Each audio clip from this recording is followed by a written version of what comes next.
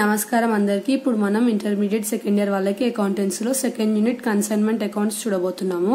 So మనం first introduction video చూసాం previous videos లో. ఇంకా ప్రొఫార్మా ఆఫ్ కన్సైన్మెంట్ అకౌంట్ కూడా చూసాం, జనరల్ ఎంట్రీస్ ఇస్తే ఒకవేళ ఎలా సాల్వ్ చేయాలని చెప్పి. నెక్స్ట్ ఏముందంటే మనకి క్యాలిక్యులేషన్ ఆఫ్ అన్సోల్డ్ స్టాక్ అనేది ఉంది. సో ఒకవేళ మనకి ప్రాబ్లం లో 100 గూడ్స్ అమ్మని ఓనర్ ఇస్తే అప్పుడు 80 గూడ్స్ ఒకవేళ ఏజెంట్ అమ్ముతే మిగిలిన 20 అన్సోల్డ్ స్టాక్ ఏదైతే ఉంటుందో సో అలా ఇస్తే మనకి అది మనం ఎలా సాల్వ్ చేయాలని చెప్పి చూద్దాం ఇప్పుడు. సో ఇక్కడ మనకి క్వశ్చన్ దాని రిలేటెడ్ ఉంది. ఏముందంటే మనకి ఇక్కడ Naveen of Agra sends 50 TV sets each costing ₹15,000 to Shravan. So ఇక్కడ మనకి నవీన్ ఏమో ఓనర్, శ్రవణ్ ఎవరైతే ఉన్నారో అతను ఏజెంట్ అనమాట, అమ్మి పెట్టడానికి ఉన్న agent of Warangal to be sold on consignment basis. He incurred the following expenses: freight 2,000, loading charges 2,000, insurance 5,000. So ఇవి మనకి ఎవరైతే నవీన్ ఉండో అతనివి ఎక్స్పెన్సెస్ అనమాట, అంటే ఓనర్వి ఎక్స్పెన్సెస్. సో నీకు ఎలా తెలిసింది ఇవి ఓనర్ అని చెప్పి? ఇక్కడ హీ ఇచ్చిరు కదా, దీనికి ముందు శ్రవణ్ ఉంది కదా మళ్ళా అంటే లేదు, సెంటెన్స్ ప్రాపర్ గా రీడ్ చేయండి. స్టార్టింగ్ నుంచి వాళ్ళు నవీన్ గురించే చెప్తున్నారు. నవీన్ ఆఫ్ ఆగ్రా 50 సెట్స్ అనేటివి శ్రవణ్ కి ఇచ్చినాడంట, ఇంకా అతను ఎక్స్పెన్సెస్ బేర్ చేసిండని చెప్పి చెప్పినారు ఇక్కడ మనకి. నెక్స్ట్ శ్రవణ్ ఎన్ని సేల్స్ చేసిందంట? 7,50,000 సేల్స్ చేసిందంట. ఇంకా అతని ఎక్స్పెన్సెస్ ఎంత? 10,000 షాప్ రెంట్ అనేది పే చేసిండంట. ఇంకా నవీన్ అన్ని టర్మ్స్ అండ్ కండిషన్స్ అనేవి యాక్సెప్ట్ చేసిండు. కమిషన్ 200 పర్ టీవీ సోల్డ్, అంటే 200 ఒక్కొక్క టీవీకి 200 రూపీస్ లెక్క ఆయనకి కమిషన్ అనేది వచ్చిందంట. సో ఇలా మనకి క్వశ్చన్ అనేది ఇస్తే అప్పుడు మనం ఎలా క్యాలిక్యులేట్ చేయాలంటే ఫస్ట్ ఏం చేయండి, క్వశ్చన్ ఇలా ఇవ్వంగానే ఒక వర్కింగ్ నోట్స్ అనేది రాసుకోండి స్టార్టింగ్ తర్వాతనే ప్రాబ్లమ్ స్టార్ట్ చేయండి. సో ఫస్ట్ వర్కింగ్ నోట్స్ రాసేటప్పుడు మనం ఏం చేస్తాము, టోటల్ నంబర్ ఆఫ్ గూడ్స్ మనకి ఎంత ఉన్నాయి? 50 టీవీ సెట్స్ ఉన్నాయి. సో 50 into 15,000 మనకి ఎంత? 7,50,000 అనేది వస్తుంది. సో మనకి ప్రొఫార్మా ఏంటిదంటే unsold stock the first total number of goods తీసుకొని అందులోకి non recurring expenses of owner, non recurring expenses of agent we add చేయాలి. యాడ్ చేసిన తర్వాత ఏదైతే మనకి అన్సోల్డ్ స్టాక్ ఉందో దాంతో మనము టోటల్ స్టాక్ అమౌంట్ ఎంత ఉందో దాన్ని డివిజన్ చేస్తే అప్పుడు మనకి ఏదైతే అమౌంట్ వస్తుందో అది మనకి ఏంటిది? అన్సోల్డ్ స్టాక్ ది ప్రైస్ అన్నమాట. సో ఇక్కడ మనకి టోటల్ గూడ్స్ ఎంత ఉన్నాయి? 7,50,000 ఉన్నాయి. ఇది ఎలా వచ్చిందంటే మనకి 50 టీవీ సెట్స్ ఈచ్ 15,000 కి అమ్మిండంట. సో అది ఇంటూ చేసుకుంటే 7,50,000 అనేది వచ్చింది. దాంట్లో non recurring expenses. So non recurring expenses అంటే ఏంటివని డౌట్ రావచ్చు. ఇంట్రడక్షన్ వీడియోస్ చెప్పినప్పుడు నేను ప్రీవియస్ వీడియోస్ లో అక్కడ నేను ఎక్స్ప్లెయిన్ చేస్తాను రికరింగ్ ఇంకా నాన్ రికరింగ్ ఎక్స్పెన్సెస్. ఒకసారి అవి చెక్ చేయండి, సో అర్థమవుతుంది. ఇక్కడ నాన్ రికరింగ్ ఎక్స్పెన్సెస్ మనకు ఉన్నాయి కాబట్టి మనం తీసుకున్నాము. ఎంత? ఫ్రైట్ ఉంది, లోడింగ్ ఛార్జెస్ ఉంది, ఇన్సూరెన్స్ ఉంది. సో ఈ మూడు కూడా మనం ఏం చేసినాము? నాన్ రికరింగ్ కింద తీసుకున్నాము. సో ఎప్పుడైతే మనకు ఓనర్వి రికరింగ్ ఇచ్చినా నాన్ రికరింగ్ ఇచ్చినా మనం తీసుకోవాలి. ఏజెంట్ ది మాత్రం ఓన్లీ నాన్ రికరింగే తీసుకోవాలన్నమాట, ఇది మాత్రం గుర్తుపెట్టుకోవాలి. సో ఏజెంట్ ఒకవేళ నాన్ రికరింగ్ ఇస్తేనే తీసుకోవాలి. ఓనర్ ది ఏ ఎక్స్పెన్స్ ఇచ్చినా సరే ఇక్కడ తీసుకోవాలి మనం. సో మూడు ఏమేమి ఇచ్చినారో అవన్నీ తీసుకున్నాను నేను. 2,000, ఇంకొక 2,000, ఇంకా 5,000, మూడింటిని ప్లస్ చేసి నేను 9,000 తీసుకున్నా. తర్వాత శ్రవణ్ వి వాళ్ళు ఏమి ఇవ్వలేదు మనకి. ఎందుకు ఇవ్వలేదు? మనకి ఏదైతే శ్రవణ్ ఇచ్చినో అది షాప్ రెంట్ ఇచ్చిర్రు. ఫ్రైట్, కార్టేజ్, లోడింగ్ ఛార్జెస్ అలాంటివి ఇవ్వలేదు. సో ఇది ఏంటిది? మనకి రికరింగ్ ఛార్జెస్ అన్నమాట. సో రికరింగ్ ఛార్జెస్ మనం తీసుకోవద్దు కదా, సో తీసుకోలేదు. నేను ఏం చేసిన నిల్లని రాసుకున్నా. సో ఇప్పుడు ఈ 7,50,000 లా ఈ 9,000 ఏదైతే ఉందో అది యాడ్ చేస్తే 7,59,000 అనేది మనకి టోటల్ గూడ్స్ ది మనకి ఏంటిది అమౌంట్. సో మనకి అన్సోల్డ్ స్టాక్ ఎంత? ఓన్లీ 5 కదా. మనకి ఎలా తెలుస్తుంది అంటే వాళ్ళు మనకి ఇక్కడ క్లియర్ గా మెన్షన్ చేస్తారనమాట. సో ఇక్కడ మనకి ఏమన్నారు వాళ్ళు? ఏవైతే 50 టీవీ సెట్స్ ఉన్నాయో అందులో నుంచి ఎంత సేల్స్ చేసిండ్రు అన్నారు? మనకి 45 సేల్స్ చేసిరన్నారు. 50లోకి వెళ్ళి 45 సేల్స్ చేస్తే మిగిలిన ఎంత? 5 కదా. సో ఏదైతే అమౌంట్ వచ్చిందో మనకి ఆ అమౌంట్ ఇంటూ ఎంత అన్సోల్డ్ ఉన్నాయి, అన్సోల్డ్ లోకి వెళ్ళి టోటల్ ఎంత ఉన్నాయి goods. So total 50 TV sets కదా. సో 50 అని తీసుకుంటే మనకి అమౌంట్ ఏదైతే వస్తుందో అది అన్సోల్డ్ స్టాక్ అమౌంట్. సో ఇప్పుడు 75,900 అనేది మనకి ఏంటిది? Unsold stock amount. So first proformas వేసుకునే ముందు మనకి ఓనర్ బుక్స్ లో త్రీ డబ్బాస్ వస్తాయి. సో ఫస్ట్ ఏంటంటే కన్సైన్మెంట్ అకౌంట్, సెకండ్ ఏంటంటే కన్సైనీ అకౌంట్, థర్డ్ ఏంటంటే goods cent on consignment account. So 3 boxes అనేటివి వస్తాయి ఓనర్ బుక్స్ లో. అదే మనం కన్సైనీలో చూసుకుంటే ఓన్లీ 1 బుక్ వస్తుంది. అదేంటిది? కన్సైనర్ అకౌంట్ అనేది ప్రిపేర్ చేస్తాడు ఆయన. సో ఇక్కడ మనకి కన్సైన్మెంట్ అకౌంట్ అనేది ఏంటిదంటే నామినల్ అకౌంట్ అన్నమాట. అంటే డెబిట్ ఏమో అన్ని ఎక్స్పెన్సెస్ చేస్తాం, క్రెడిట్ అన్ని ఇన్కమ్స్ చేస్తాం.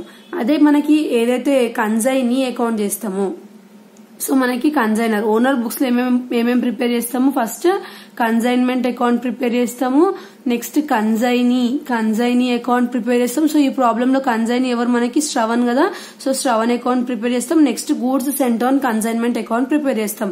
ఈ 3 ప్రిపేర్ చేస్తాం. ఒకవేళ అబ్నార్మల్ లాస్ ఇస్తే దానికి కూడా ఇందులోనే ప్రిపేర్ చేస్తాం అనమాట. అబ్నార్మల్ లాస్ ఒకవేళ ఇస్తే అబ్నార్మల్ లాస్ కూడా ఓనర్ దాంట్లో ప్రిపేర్ చేస్తాం. అదే ఏజెంట్ దాంట్లో ఏం ప్రిపేర్ చేస్తాం, ఓన్లీ కన్సైనర్ ఒకటే ప్రిపేర్ చేస్తాం. ఇంకా ఏజెంట్ దాంట్లో మనము ఇంకా మిగతా బాక్సెస్ కూడా ప్రిపేర్ చేస్తాం. ఒకవేళ డెల్ క్రెడార్ కమిషన్ ఇస్తే అది మీకు లేదు, డిగ్రీ వాళ్ళకు ఉంది. సో మీకు ఓన్లీ ఒకటి చేస్తే సరిపోతుంది అనమాట. సో ఒకవేళ మీకు ఇది ఎలా చేయాలి, ఇంకా ఈజీగా ఎలా సాల్వ్ చేయాలనేది నేను ఇప్పుడు ఎక్స్ప్లెయిన్ చేస్తాను. సో ఫస్ట్ ఓనర్ దాంట్లో మనకి ఏమొస్తుంది, కన్సైన్మెంట్ అకౌంట్ వస్తుంది, కన్సైనీ అకౌంట్స్ వస్తుంది, next goods cent on consignment account వస్తుంది. సో ఒకవేళ అబ్నార్మల్ లాస్ ఇస్తే అబ్నార్మల్ లాస్ అకౌంట్ అనేది వస్తుంది. ఈ ప్రాబ్లమ్ లో లేదు. సో ఓన్లీ అన్సోల్డ్ స్టాక్ ఉంది కాబట్టి అన్సోల్డ్ స్టాక్ ని ఎలా సాల్వ్ చేయాలో నేను ఇప్పుడు చెప్తాను. సో ఫస్ట్ అకౌంట్ ఏంటిది మనకి కన్సైన్మెంట్ అకౌంట్ కదా. సో ఫస్ట్ కన్సైన్మెంట్ అకౌంట్ వేసుకోవాలి.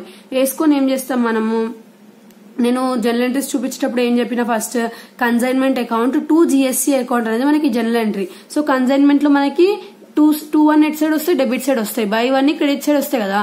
సో 2 జిఎస్సి అకౌంట్, జిఎస్సి అంటే goods cent on consignment account అని రాసుకొని టోటల్ టీవీ సెట్స్ ఎంత 50 ఇంటూ ఎంత ఈచ్ 15,000 రాసుకుంటే మనకి 7,50,000 అనేది ఏంటిది మనకి total cost of goods the cost అనమాట. ఇది దేనిది, టీవీస్ ది. సో అది రాసేసుకున్న తర్వాత ఏదైతే మనకి ఓనర్వి, సో మనం ఒక ప్రాసెస్ లో నేర్చుకున్నాం కదా కన్సైన్మెంట్ ఎలా అవుతుంది, ఫస్ట్ గూడ్స్ పంపుతాడు, తర్వాత ఓనర్వి ఎక్స్పెన్సెస్, తర్వాత ఏజెంట్ వి ఎక్స్పెన్సెస్, తర్వాత ఏజెంట్ ది కమిషన్ అనమాట. చేసిన తర్వాత సేల్స్ అనేది మనకి ఇన్కమ్ కదా, సో క్రెడిట్ సైడ్ రాసుకుంటాం. అది అయిపోయిన తర్వాత ఫస్ట్ ఏం చేస్తాము, ఇక్కడ గూడ్స్ ది రాసేసుకున్నాము. తర్వాత ఇప్పుడు ఓనర్వి ఎక్స్పెన్సెస్ రాసేసుకోవాలి. ఓనర్ బుకే కాబట్టి క్యాష్ అని రాసుకుంటాము. నెక్స్ట్ కన్సైనీ ఎక్స్పెన్సెస్ రాసుకుంటాము. కన్సైనీ ఎక్స్పెన్సెస్ ఏమని రాసుకుంటాము, కన్సైనీ నేమ్ పెట్టి రాసుకుంటాము. తర్వాత కన్సైనీ కమిషన్ ఏదైతుందో అది కూడా రాసుకుంటాం. రాసుకొని అన్ని అమౌంట్స్ వేసుకుంటాము. సేల్స్ ఎంత మనకి 7,50,000 అని వాడే ఇచ్చేసిండు 45 టీవీస్ ది. సో ఆ అమౌంట్ డైరెక్ట్లీ తీసేసుకున్న క్రెడిట్ సైడ్. సో ఇప్పుడు మీకు డౌట్ రావచ్చు, cost on consignment stock on consignment account అని ఎందుకు రాసినావు ఈ ఎక్స్ట్రా ఎంట్రీ అంటే, ఒకవేళ అన్సోల్డ్ స్టాక్ ఉంటే మాత్రం ఓన్లీ క్రెడిట్ సైడ్ మనకి ఏం చేస్తాం, ఈ ఎంట్రీ అనేది రాస్తాం, స్టాక్ ఆన్ కన్సైన్మెంట్ అకౌంట్ అని చెప్పి. ఇది మీరు గుడ్డిగా గుర్తు పెట్టుకోవచ్చు, బట్టి అన్న కొట్టుకోండి, ఈజీగా సాల్వ్ చేయొచ్చు ఇది. ఎందుకంటే మీ జనరల్ ఎంట్రీస్ ఒకవేళ నేర్చుకోలేకపోతున్నామంటే ఈ లెడ్జర్ అకౌంట్ ప్రొఫార్మా గుర్తు పెట్టుకొని జనరల్ ఎంట్రీస్ కూడా రాయొచ్చు. ఎలా అంటే కన్సైన్మెంట్ టు జిఎస్సి, కన్సైన్మెంట్ టు క్యాష్ ఏమో owner expenses, consignment to Shravan ఏమో మనకి కన్సైనీ ఎక్స్పెన్సెస్, మళ్ళీ consignment to profit and loss ఏమో కన్సైన్మెంట్ మీద ప్రాఫిట్ వస్తాయి, మళ్ళీ సేల్స్ టు కన్సైన్మెంట్ ఏమో మనకి సేల్స్ ది ఎంట్రీ, మళ్ళీ ఒకవేళ consignment stock account to consignment ఏమో మనకి అన్సోల్డ్ స్టాక్ ఉంటే దాని ఎంట్రీ. సో ఒకవేళ మీరు లెడ్జర్ అకౌంట్స్ రాసి దానికి కూడా మీరు జనరల్ ఎంట్రీస్ లాగా మీరు రాయొచ్చు, ఒకవేళ మీకు జనరల్ ఎంట్రీస్ నేర్చుకోనికి అవ్వట్లేదు అంటే. సో ఫస్ట్ గూడ్స్ వస్తాయి, ఓనర్ ఎక్స్పెన్సెస్ వస్తాయి, కన్సైనీ ఎక్స్పెన్సెస్ వస్తుంది, కన్సైనీ కమిషన్ వస్తుంది, ఆ తర్వాత సేల్స్ వస్తుంది. ఒకవేళ అన్సోల్డ్ స్టాక్ ఉంటే అమౌంట్ ఇక్కడ వచ్చిన తర్వాత ఇప్పుడు మనం సాల్వ్ చేసినాం కదా అన్సోల్డ్ స్టాక్ 75,900 అని చెప్పి. సో అది తీసుకున్నాం ఇక్కడ. సో అది తీసుకున్న తర్వాత 2 sides టోటల్ చేస్తాం. చేసిన తర్వాత మనకి 8,25,000 అనేది ఇది పెద్దగా వచ్చింది.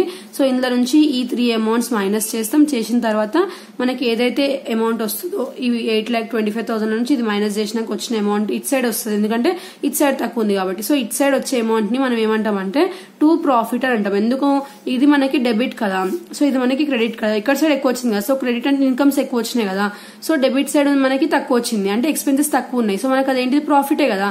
ఒకవేళ ఇక్కడ సైడ్ తక్కువ వచ్చింటే మనకి ఇన్కమ్స్ తక్కువ ఉన్నట్టు ఉంటుండే, అప్పుడు మనకి ఏమొస్తుండే, లాస్ అని వస్తుండే. సో ఇది మనకి ప్రాఫిట్ వచ్చింది. నెక్స్ట్ ఏం చేస్తాం, ఎవరైతే కన్సైనీ ఉందో అతన్ని అకౌంట్ ప్రిపేర్ చేస్తాం. బట్ ఇక్కడ సో శ్రవణ్ అకౌంట్ ఎలా ప్రిపేర్ చేసినామంటే ఇప్పుడు, సో ఫస్ట్ శ్రవణ్ అకౌంట్ మనకి ఇక్కడ క్వశ్చన్ లో శ్రవణ్ అనే నేమ్ ఎక్కడ ఉందా, సో ఒక దగ్గరనేమో అతని ఎక్స్పెన్సెస్ దగ్గర ఉంది, అతని కమిషన్ దగ్గర ఉంది. సో కన్సైన్మెంట్ టు శ్రవణ్ ఉన్నప్పుడు శ్రవణ్ లో ఏమొస్తుంది, బై కన్సైన్మెంట్ అని వస్తుంది.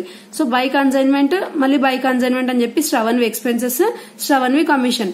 శ్రవణ్ ది కమిషన్ ఏదైతే ఎక్స్పెన్స్ ఉందో తీసుకోదన్న దాంట్లో అంటే అది ఓన్లీ అన్సోల్డ్ స్టాక్ క్యాల్కులేట్ చేసేటప్పుడు తీసుకోవద్దు, లెడ్జర్ అకౌంట్స్ వేసేటప్పుడు అతను ఏమేమి ఎక్స్పెన్సెస్ ఉన్నాయో అవన్నీ తీసుకోవచ్చు కన్సైనీవి.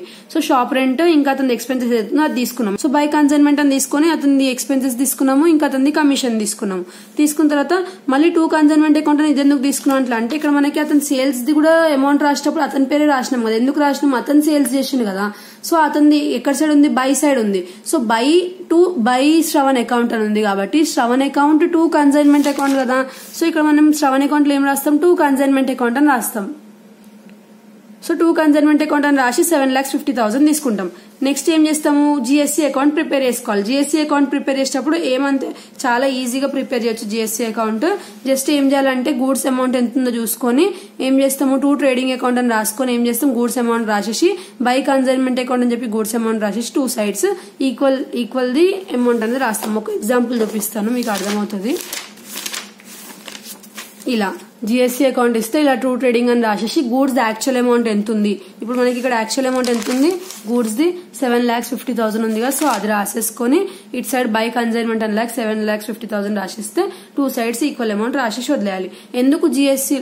ఎందుకు జిఎస్సీలో మనం రాసినామంటే ఇక్కడ మనము కన్సైన్మెంట్ రాసేటప్పుడు ఏం చేస్తాం, ఫస్ట్ జిఎస్సీ అకౌంట్ అని రాస్తాం కదా, సో జిఎస్సీలో ఏమొస్తుంది, బై కన్సైన్మెంట్ అని వస్తుంది కదా, సో అందుకే బై కన్సైన్మెంట్ అని రాసుకుంటాము. సో ఇది మనకి అన్సోల్డ్ స్టాక్ ఇస్తే ఇలా సాల్వ్ చేయాలన్నమాట.